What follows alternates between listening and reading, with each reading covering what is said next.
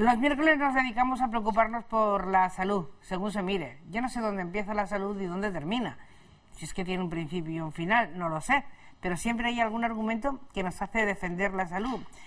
Dicen que es lo que importa. No lo sé. Lorena Valdés, buenas tardes. Buenas tardes. ¿La salud es lo que importa? Sí. ¿Y la salud dónde la medimos? ¿En qué parámetros usamos? Ella es neuróloga, ¿eh? Pero a ver si desde su punto de vista nos da una pista. Pues por dar así una definición amplia, la salud es todo aquello que no es enfermedad. Entonces, nosotros notamos muy bien cuando estamos enfermos, ¿no? Cuando estamos enfermos no tenemos buena salud. Entonces yo lo definiría así, en bueno, me parece esa línea. Me parece correcto y además fácil de identificar, ¿no? Lo que ocurre es que muchas veces también nos inventamos, ¿no? Eso de la mala salud, lo usamos como recurso, ¿no? Claro, eso también es muy subjetivo muchas veces, es verdad. No siempre que decimos tengo mala salud, realmente tienes mala salud. Y además también tienes que hacer por buscarte tu buena salud, porque muchas veces hábitos de vida pues, que no son saludables, en principio no nos dan ninguna repercusión, pero luego nos pasan factura. Efectivamente, en un a momento largo o en plazo. otro de nuestra vida, ¿no? Entonces, bueno, ¿cómo sé yo que necesito una neuróloga? Bueno, primero, ¿qué es una neuróloga? ¿A qué te dedicas? ¿Qué estudias? ¿Qué miras? ¿Qué curas? los neurólogos nos dedicamos a estudiar todo el sistema nervioso, o sea, desde el cerebro y la médula, que es como una prolongación del cerebro que va por la columna, y los nervios que salen de la médula hacia los brazos y las piernas, hacia todo el cuerpo.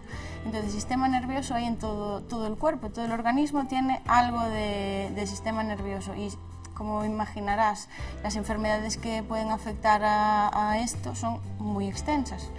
Dentro de las más conocidas, por ejemplo, el Alzheimer, eso es algo muy frecuente, todo el mundo escucha hablar del Alzheimer, las migrañas o jaquecas o dolores de cabeza, pues temblores, Parkinson, otros trastornos del movimiento. Y aunque no lo parezca, la diabetes también tiene algo que ver, muchas veces se afecta neurológicamente, ¿no? Efectivamente, luego, aparte del daño que pueden tener esas estructuras, un daño directo, también otras enfermedades diferentes a las neurológicas pueden afectar al sistema nervioso, y la diabetes es una de las más frecuentes, diría yo. ¿Le hacemos caso a esa parte neurológica de nuestro cuerpo? Bueno. ¿O solo vamos a la extrema? Cuando ya no encontramos nada, bueno, el neurólogo. El problema es que muchas veces no aparece hasta que, bueno, no es demasiado tarde, pero no aparece al principio. Aparece cuando ya lleva un tiempo la enfermedad, en este caso la diabetes, no suele aparecer al principio. La diabetes afecta a los nervios pequeños que están en los pies, sobre todo, y da hormigueos, dolor al caminar. Pero eso, pasan diabetes mal controladas y a lo largo de los años, o sea que al principio muchas veces no se... Claro, que ese final de los dedos, ese hormigueo, esa historia, al final incluso llegas a perder el tacto, ¿no? Sí. Se convierte en un problema, ¿no? Incluso puede ser doloroso, es una neuropatía dolorosa que simplemente caminar puedes ver las estrellas, o sea que no es algo... baladín. Efectivamente. Bueno, pero no hacemos mucho caso hasta que alguien nos dice, no encontramos nada, venga, al neurólogo a ver si encuentra, a ver si ve algo, ¿no?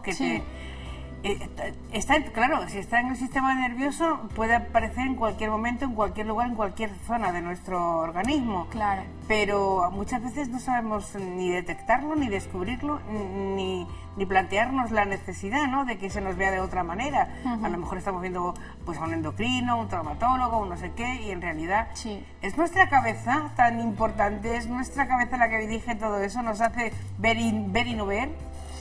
A ver, ¿qué te voy a decir yo del cerebro? Yo soy una apasionada de la neurología y entonces creo que el cerebro es el órgano más importante del mundo. Que me perdonen cardiólogos y demás, pero el cerebro es lo que hace funcionar todo. Entonces, hay mucho que no sabemos del cerebro, queda muchísimo por descubrir.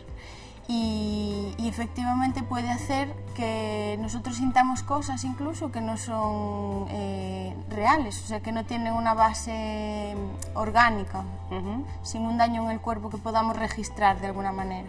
O sea, es el poder del cerebro que nos hace creer pues que, no sé, que tengo hormigueos, por ejemplo. A mí me da mucho miedo lo del cerebro, manda mucho, nos hace imaginar, como dice, pero también nos hace sentir. Lo que pasa es que esto no hay manera de medirlo, ¿no? Bueno, sí que hay maneras, si no, no existiría la neurología ni el profesional que la lleva, pero no sé, no le hacemos el mismo caso que cuando nos duele, yo qué sé, el estómago o cuando nos duele, yo qué sé, otra cosa. A ver, por ejemplo, el dolor de cabeza, que no es que duele el cerebro, duele la cabeza, lo que recubre el cerebro, es algo que mucha gente tiene, porque es súper frecuente el dolor de cabeza, pero que es verdad que se considera o que se asume que es normal que te duele la cabeza, porque a quién no le duele la cabeza, pero a veces no es normal, o sea, no es normal que te duele la cabeza. Entonces, en ese caso, no significa que sea grave, pero probablemente sea reflejo de alguna enfermedad o algún tipo de... ¿La migraña puede tener otro origen que no sea el que siempre le achacamos, el típico dolor de cabeza? Una migraña, si ya descartaste, claro, si descartas que es otra cosa, o sea, la gran mayoría de dolores de cabeza no llevan por detrás un diagnóstico malo, o sea, casi el 100% no, pero una gran mayoría son dolores de cabeza primarios que le llamamos, o sea, que no encontramos una causa que te esté produciendo el dolor de cabeza, pues estilo tumor. Pero claro, la migraña en sí, pues aún no sabemos muy bien por qué pasa, sabemos que hay algunas sustancias involucradas en eso, obviamente parece que el factor hormonal también influye porque las mujeres suelen tener más migraña y cuando es la menopausia pues mejoran las migrañas. Entonces, realmente, claro, es un tipo de dolor de cabeza que puede tener tratamiento. Entonces, ¿se puede combatir? Efectivamente. Aunque se llegue a la desesperación antes de descubrirlo. Claro, muchas veces, efectivamente, hay que probar más de un tratamiento, pero hay muchos tratamientos y cada vez están saliendo nuevos y más específicos contra la migraña. Pero algunos son muy crudos, ¿eh? Algunos son... Claro, a ver, todo tratamiento puede tener efectos secundarios y al final cada persona le afecta de su manera, pero hay mucha gente que sí que está mucho mejor gracias a esos tratamientos, porque al final la migraña es algo que impacta mucho en tu calidad de vida. Si es un dolor de cabeza leve, no, pero hay gente que necesita estar en cama, que no puede ir a trabajar, que no puede atender a sus hijos, pues, sus actividades diarias, y al final dices, sí, no es una enfermedad grave, no te va a pasar, esto, ¿no? Efectivamente, no te va a pasar nada por tener una migraña, pero te impactan mucho en tu calidad de vida. Hemos hablado de la diabetes, de la migraña o jaqueca, según qué caso, porque son denominaciones completamente distintas, aunque el dolor aparente sea el mismo. ¿En qué más interviene un neurólogo, una neuróloga en este caso? Por ejemplo, otra de las más frecuentes enfermedades que vemos son las demencias, problemas de memoria, problemas de atención, del habla. Sobre todo el Alzheimer, que es así, que es la más frecuente, pero hay otros tipos de demencias. Y ahí en ese caso es verdad que la prevención influye muchísimo, porque lo que decimos todos los médicos, ¿no? Fumar, beber, hacer una dieta poco saludable, no sé, claro, el sedentarismo, incluso no ejercitar el cerebro, tener un bajo rendimiento cognitivo, cuando alguna persona tiene bajo nivel educativo incluso, todo eso son factores que podemos modificar a la larga para que no haya demencia. ¿Cómo ponemos a trabajar el cerebro para que no se nos quede ahí parado en el tiempo? Cualquier cosa. Primero, crucigramas, cualquier tipo de actividad que te haga estimular un poco ya es suficiente. Después, claro, depende del nivel que necesites. Y después el ejercicio físico también estimula el cerebro. Es importante mover las piernas, simplemente caminar. No hace falta correr la maratón ni... nada, un paseo media hora al día, una hora al día y ya eso es muchísimo mejor que tirarse la tarde en casa. ¿El cerebro envejece? Sí, envejece como envejece todo el cuerpo. Y lo podemos ver en el TAC, en la resonancia magnética. Claro que si fuéramos conscientes de ello, yo no sé si somos o no conscientes, se habla poco de esto, pero si fuéramos conscientes haríamos algo a mitad de camino, ¿no? Para envejecer mejor, ¿no? Efectivamente, claro. Si hay algo que te da aviso antes de tiempo, siempre vas a intentar corregirlo antes. Pero esto no te avisa, ¿no? No avisa hasta que muchas veces pues ya estás ahí. Ya te y de manera preventiva, ¿qué podemos hacer para cuidarlo? Como es tan exigente. Pues eso, hay que usarlo usar el cerebro, usarlo y después cuidarlo con esos hábitos de vida saludables que al final lo que hacen es evitar que haya microinfartos cerebrales, que esos tampoco avisan muchas veces. Y a veces, pues nada, los vemos cuando ya hacemos la prueba, cuando ya la persona viene al neurólogo, hacemos la prueba y los vemos. Y vemos que hay 15, además antiguos. Ahí aparcados, sí, pero los hemos tenido. Claro. ¿Y cuál es si no nos damos cuenta de que esto nos ha pasado, que hemos tenido un microinfarto, si no nos damos cuenta no podemos hacer nada. Tendríamos que tener una revisión neurológica, pues como tenemos otras anuales que ya se nos han hecho habituales, o no hay que hacerlo. Claro, más que una revisión neurológica, una revisión de los factores de riesgo, eso sí que es importante. Controlar la tensión, el colesterol, la diabetes, dejar de fumar, ese tipo de cosas que claro, de tanto escucharlas ya parece que no le hacemos caso, pero realmente son fundamentales porque después vemos, nosotros nos llegan las consecuencias, entonces te das cuenta de lo que es. Neurología, psicología, psiquiatría, de alguna manera todos esos conceptos los confundimos muchas veces, ¿no? No sé, alguien que dice, pues llevo una temporada, pues yo que sé, que estoy baja, que no me encuentro, no tengo nada, no tengo problemas, no tengo nada, pero no tengo ganas de hablar, no tengo ganas de compartir, no tengo, se me olvidan las cosas. ¿Esto dónde lo encajo? A ver, psiquiatría y neurología están siempre muy a la par. Muchas veces tenemos que trabajar juntos porque hay enfermedades psiquiátricas, más psiquiátricas que se pueden confundir con neurológicas, algunas se superponen y comparten síntomas. A veces las depresiones pueden simular una demencia, pero realmente lo que tienes es una depresión y tratando la depresión ya no tienes problemas de memoria porque todo eso está ahí, entonces todo está relacionado. Bueno, hay que cuidarse, pero esto es complicado, ¿eh? Doctora, yo no sé, usted tiene muy claro, claro. ¿De dónde es? ¿De Galicia? De Galicia. No se nota nada, ¿eh? No. ¿Y qué hace en Ceuta? Pues nada, yo estaba trabajando en Coruña y me surgió aquí una oportunidad en el hospital muy buena y aquí estoy. ¿Le va bien? Muy bien. ¿Te gusta la ciudad? No nos parecemos en nada, aunque somos rodeadillos de agua y eso. Los gallegos somos emigrantes, yo creo que por naturaleza, y ahora la verdad es que después de unos meses aquí ya casi me siento como en casa. Puede hacerlo, porque tenemos una de las comunidades más antiguas en la ciudad. Sabe que por ahí hay casas de. Sí. Pues aquí los gallegos son casas de aquí. Efectivamente. Tenemos un núcleo muy importante y muy querido en la ciudad, así que ha venido a buen sitio. Ha venido a buen sitio porque aquí sí que hay raíces. Bueno, sí. Raíces gallegas hay en todo el mundo. Hay en todo el mundo, por eso. ¿No se sienten un poco ciudadanos del mundo? ¿No se hereda eso? Sí. ¿No? Ya no a nivel, yo qué sé, no sé si a nivel personal, pero en Galicia yo creo que se sienten un poco todos así, ¿no? Sí, a ver, somos gente que en general, pues sin miedo al cambio. Y al final siempre acabas teniendo morriña de Galicia, pero te vas adaptando y vas haciendo tu red allá donde vayas y siempre se forman centros gallegos. El cruceiro que hay aquí es el único del norte de África. Y el más antiguo, yo qué sé, de muchos, Con muchos de los presuman otros centros y otros gallegos en otras ciudades. Efectivamente. Pero aquí tiene historia. Bueno, para que me vean en el hospital me tiene que mandar alguien, ¿no? O puedo pedirle ahora directamente al neurólogo. No, suele ser vía médico de cabecera. Vía médico de cabecera. ¿Cómo la veo privadamente? Si es que puedo hacerlo.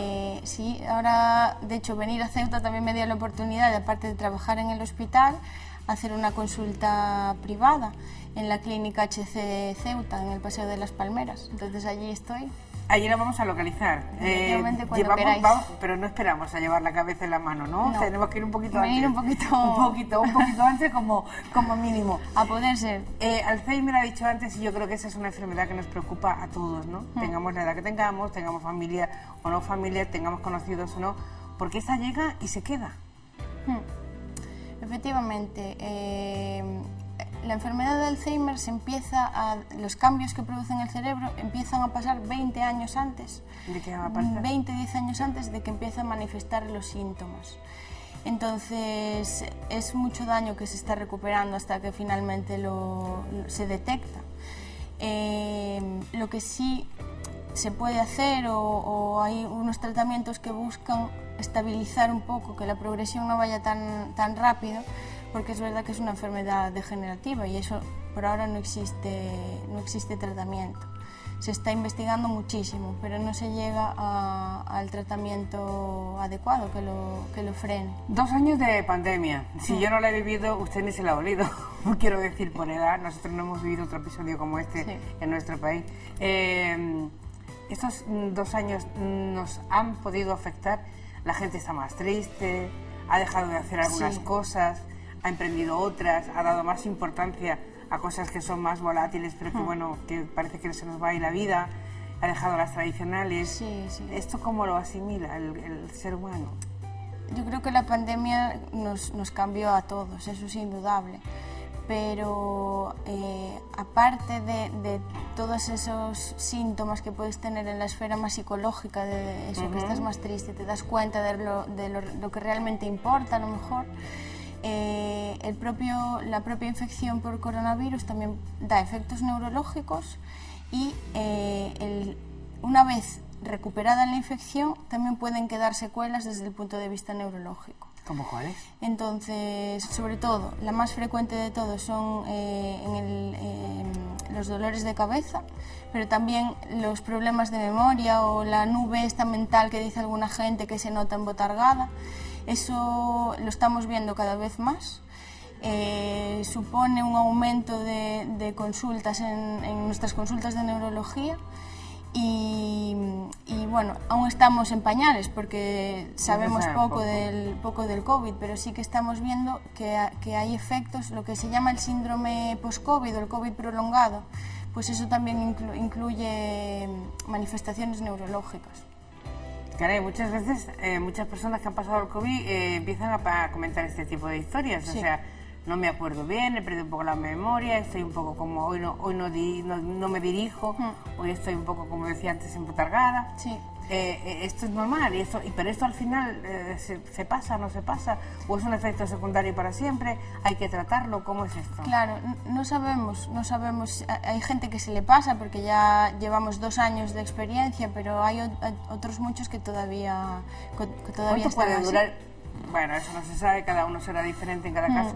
Claro. Pero una media para empezar a preocuparnos, es decir, bueno, pues esto a lo mejor en 6 meses es típico, pero 7 ya se pasa, vamos a una consulta, claro, o cómo. No se puede poner un límite, porque depende de la gravedad, depende de cada persona y hay que individualizar muchísimo. Pero bueno, el COVID prolongado, que es a partir de, creo recordar, 8 semanas después de haber tenido la infección y ahí persisten los síntomas, hay que ver si va a más, si va a menos. Obviamente, si esto va a más, es más preocupante que si se va pasando. Entonces, cada uno yo creo que se conoce bastante bien a sí mismo y tiene que analizarse para ver cómo va yendo ese síntoma. Pero en ningún caso dejarlo pasar, ¿no? Claro. Porque igual no sabemos demasiado del COVID, pero sí sabemos empezar a poner tiritas, ¿no? Claro, más que nada, pues si empeora, pues a veces lo achacamos al COVID y a lo mejor no era el COVID y justo coincide con eso, y más que nada descartar que no sea otra cosa, que a lo mejor le estamos echando la culpa al COVID, pero también hay más. Eso sí no lo hemos aprendido. Yo no sé si ha sido el miedo, aquello de me duelen las articulaciones, la cabeza no sé qué, se me olvida no sé cómo, eso es el COVID, eso es porque he tenido el COVID. Y yo creo que eso lo hacemos para relajarnos, para engañarnos un poco, ¿no? Sí. Pero no para curarnos. Al final, claro. Bueno, si no tengo nada, que eso es rarísimo, si no tengo nada, ¿cuándo voy al neurólogo? Si no tienes nada... nada... creo que no tengo nada, porque muchas veces como no lo contrastamos... Claro. O sea, nada es difícil. Si está la persona 100% en estado de salud, no necesita un neurólogo, porque al final vemos enfermedades. Pero cualquier síntoma de estos que estoy comentando, o alguna cosa, por ejemplo, hay algunas enfermedades que son del neurólogo, pero que como no son tan conocidas, pues la gente no sabe quién las ve, si las ve un traumatólogo o un reumatólogo. ¿Cuáles son esas enfermedades? O algunas por lo menos. Las que pueden pasar más desapercibidas suelen ser, por ejemplo, pues que empiezo a caminar un poco mal, que el traumatólogo me dice que no tengo nada, pero yo veo que no estoy muy bien, no me encuentro, claro, aunque sea algo imperceptible para los demás, Ahí nosotros, con una exploración neurológica que es muy extensa, porque es todo el cuerpo, como le comentaba, podemos detectar signos que nos puedan sugerir alguna enfermedad, como por ejemplo la esclerosis múltiple, o pues que empiezo a perder peso. Sin intentarlo. Claro, comiendo bien y sin problema. Y me hacen el estudio en el médico de cabecera, no encuentran nada. Pues a veces así se puede, no solo por perder peso, sino por algún signo, claro, que nosotros veamos en la consulta, pues así podría ser la forma de empezar una ELA, que es algo también conocido, es una enfermedad neurológica. Claro, nombrarla, ¿no? Porque tenemos enfermedades graves, sí. Y menos graves, pero también ignoradas, que tengan que ver con esto. Yo quiero que el espectador tenga por lo menos las pistas para saber que el neurólogo existe, que es una pieza fundamental para que nuestro organismo funcione, para que nuestro cerebro no decaiga, no se estropee más de lo que tiene que estropearse, permítanme esa expresión, y que no le tenga miedo al neurólogo, que no va solo uno cuando tiene un tumor cerebral, que el neurólogo está también para otras cosas. Trato de decir, por eso trato de dar pistas de que usted me las dé. Por ejemplo, la epilepsia. Pues cuando uno tiene una convulsión de las típicas de caerse al suelo y convulsionar, eso es del neurólogo. Si es la primera vez que ocurre, cuidado, porque hay que ir a urgencias, descartar qué es lo que pasa, porque está teniendo esa convulsión. Si una persona epiléptica empieza a convulsionar sin parar o tiene muchas convulsiones sin recuperarse entre ellas, pues eso también es un motivo de gravedad y hay que ir a urgencias. Eso en cuanto a la epilepsia, por ejemplo, que es una enfermedad que llevamos. Otro ejemplo, pues el ictus, que también es muy conocida, y muchas veces, como son síntomas que ¿avisa el ictus? No avisa, el ictus da de repente y no avisa. Entonces la cosa es que hay ictus transitorios, que son síntomas que a lo mejor pues te duran media hora y te recuperan. Entonces a lo mejor en esos casos pues la persona no va a urgencias, porque como ya volvió a recuperar, y eso es grave, porque da igual que recupere o no, la gravedad es la misma y tenemos que estudiarlo igual, porque puede repetir. Y por ejemplo, síntomas del ictus, que se te quede paralizada la mitad del cuerpo, la boca torcida, todo de forma brusca, que no veas de un ojo de repente, o que te cueste hablar. Esos son síntomas que son de alarma para decir, pues tengo que ir a urgencias, porque en el ictus sí que hay tratamientos al principio, en una ventana corta de horas, que se pueden poner y que son muy efectivos, y puede llegar a quedarte sin ningún síntoma y sin ninguna secuela, pero es muy importante llegar pronto por esa ventana de tiempo de pocas horas que tenemos para poder poner en tratamiento. Bueno, doctora Lorena Valdés, yo creo que es más imprescindible de lo que parece su especialidad y usted misma. Eso espero. Así que les deseo muchísima suerte en Ceuta, que le vaya muy bien, porque si le va a usted bien me va a ir bien a mí. Y a todos las que la podemos necesitar en un momento dado, porque a lo mejor no es aquello de ponga un neurólogo en su vida, pero tampoco lo descarte, tampoco lo descarte. Sí. Me alegra muchísimo que esté y le agradezco muchísimo que haya querido estar hoy con nosotros en nuestro Conectados. Aquí estamos, ya le haremos más de una consulta de esas que hoy no hemos sabido manejar, porque todavía, como le decía, es una especialidad un poco desconocida, sí, que nos parece que eso ya va cuando me mande el de cabecera, cuando me mande no sé quién, cuando me mande intocable el neuróloga en este caso. Muchísimas gracias, de verdad. Pues aquí estoy.